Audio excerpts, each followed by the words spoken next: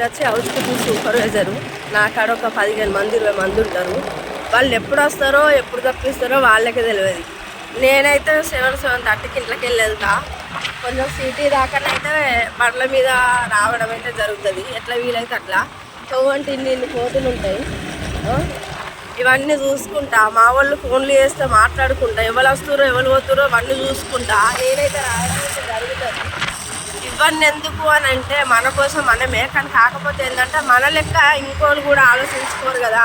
ఎందుకంటే మరి మనం అందరం కలిసి డ్యూటీ మనం చేసే కాడ వర్క్ మంచిగా చేస్తేనే కదా వాళ్ళకు కూడా ప్రాబ్లం ఉండదనని.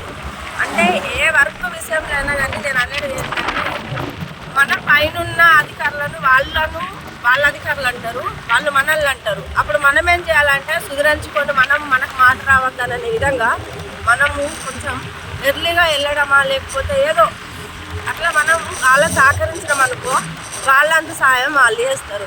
ఇగో ఇది సిచ్యువేషన్తో బట్టి బస్సులు అయితే వెళ్ళాయి. మళ్ళీ మాకు ఇక్కడ గేటు, రైల్వే గేటు అది పడ్డా అనుకో మళ్ళీ 1 గంట సేపు ఆగాలి, అర్ధ గంట మినిమం.